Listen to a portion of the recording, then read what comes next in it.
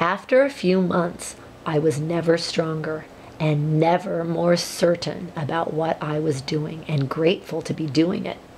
Sweeping 200-foot aisles and stacking hundreds of 70-pound hay bales during 14-hour days is the only preparation for professional horsemanship.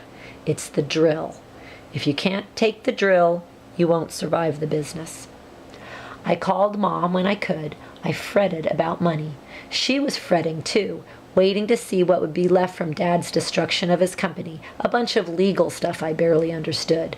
But the settlement gave her Grenada, and she had a buyer for that. She was renting the gatehouse up on an estate in Montecito. She'd furnished it with some stuff she'd salvaged from Dad's on a day that he was out of town. She called it her raid on Entebbe. I fretted about all this when I remembered, but I was awfully busy. Over the months, the endless days of manual labor gradually evolved into an orderly physical meditation. If I saw a strand of hay as I hustled down the barn aisle, I swooped it up and stuffed it in the pocket of my jeans. I was learning the ropes.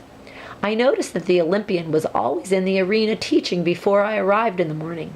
A few minutes after dark, he would return to the barn, remove his boots, and meticulously clean, polish, and stuff them with boot trees.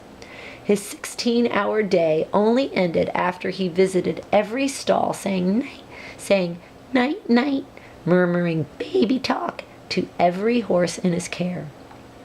If he saw me, he nodded and grunted a greeting, and there was a strain in his eyes that I didn't understand. I mean, how strained can you be watching fantastic horses all day long? How much strain can there be when your clients arrive for riding lessons via helicopter?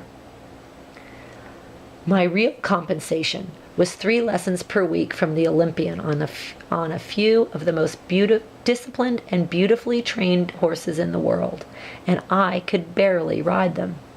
It's one thing to get along with a foolish young horse and convince it to do what you want. It's entirely another to ride a trained horse. Imagine a horse who knows grammar, physics, and music, and he's laconic like you. Then try to talk to him with marbles in your mouth. I felt like I was a valley girl. You can't fool these horses with being clever or gimmicks, shticks, bribes, leverage, or strength, which might work on green horses or AWOL. Trained horses make good riders look like idiots every day. There's an enormous difference between being a good rider and being a trained rider.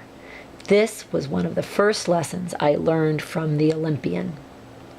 I was riding Grandmaster, a sail horse who just shipped from Germany. Herbert Rabine, a famous rider said to be a genius, had trained him. It was a windy day, and the Olympian was yelling at me. I was attempting to ride a canter pirouette. It wasn't going well. The Olympian finally said, "Stop!" and walked towards us. "Look, I'm sorry I'm yelling. It's just habit. I'm not used to anyone doing what I tell them, like you are."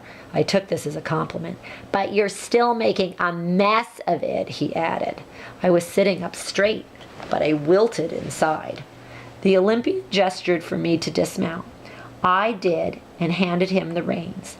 He got on, crossed stirrups over Grandmaster's withers, and rode without them. "Ah," the Olympian praised Grandmaster as he began to trot a circle around me. "Excuse us a moment," as he turned his attention completely to the horse.